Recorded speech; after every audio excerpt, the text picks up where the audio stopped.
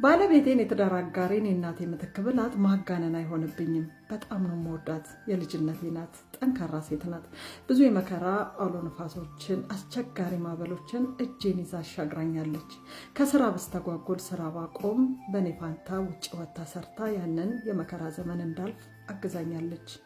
ስራ አቁሜ ልማር ብላት በኔ ፋንታ ወጥታ ሰርታ የተለያዩ እጅ ስራዎችን ሰርታ ሸጣ ባለ ማስተርስ ባለ ዲግሪ አድርጋኛለች።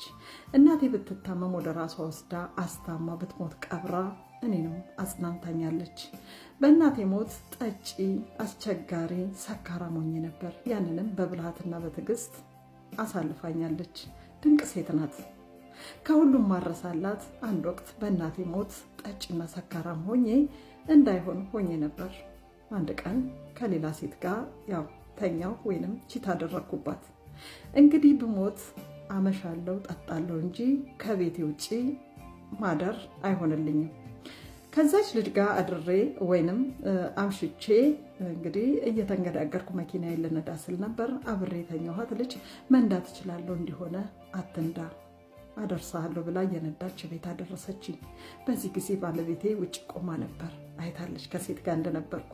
እንግዲህ ልጅቷ አድርሳኝ ወደ ቤቷ ልትመለስ ስትል ነበር ነይ የሰው ልጅ ነሽ፣ በዚህ ውድቅት የትም አትሄጂም፣ ክፉ ሊያጋጥምሽ ይችላል ብላ ቤት ውስጥ ክፍል ሰጥታ አሳድራ እኔንም በቀዝቃዛ ውሃ እንድታጠብ ቢጃማ እንድለባበስ አድርጋኝ ካደርም በኋላ ጠዋት ቁርስ አብልታን እንግዲህ የኔ እህት ባለቤቴ ሰክሮ ወይንም ሞቅ ብሎት እንጂ በደህናው ካንቺ ጋር እንደዚህ አይነት ነገር አላደረገም።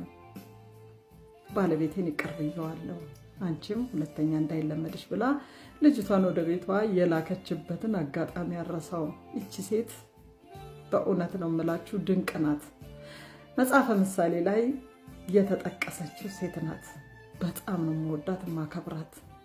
እንግዲህ ከዚችው ድንቅ ሴት 4 ልጆችን በጋራ አፍርተናል። ልጆች መውለድ ማሳደግ በጣም ነው የምትወደው።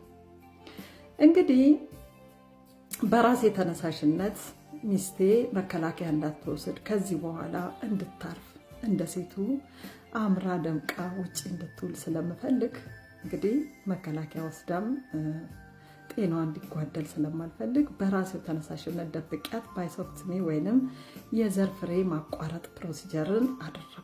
ሰርጀሪ አደረኩ፣ አስቋጠርኩ።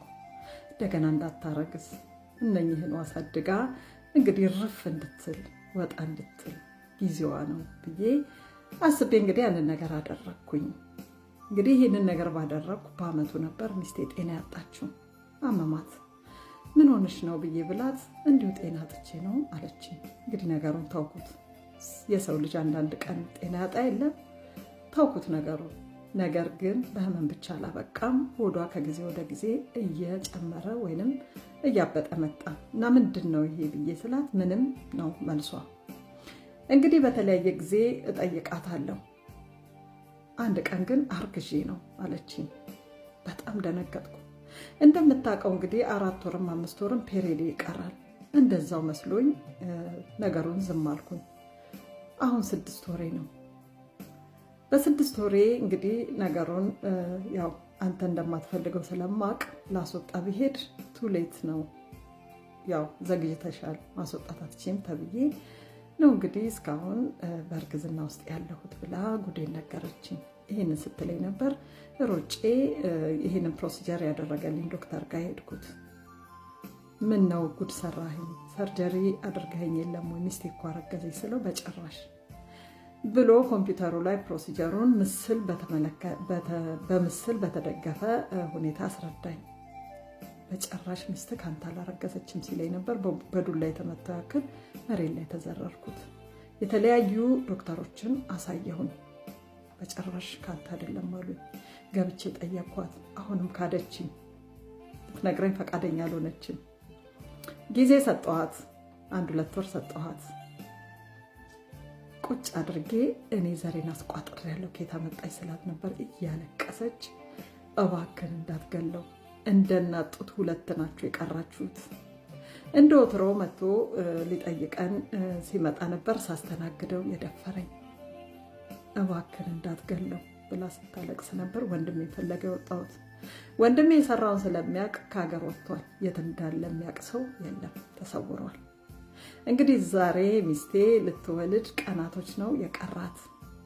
ሌላው ጭንቅላቴን የጎዳው ለምን ካደችኝ፣ ዝም ብል ያንተ ነው ብላ ልታታልለኝ ነበር የሚለውም ሚስቴ ላይ ያው ጥርጣሬ እንድጠራጠራት አደረገኝ። በዚህ ሁሉ ዥንብር ውስጥ ነው ያለሁት ብሎ ነው እንግዲህ ታሪኩን ጽፎ ያነበብኩት። በጣም ያሳዝናል።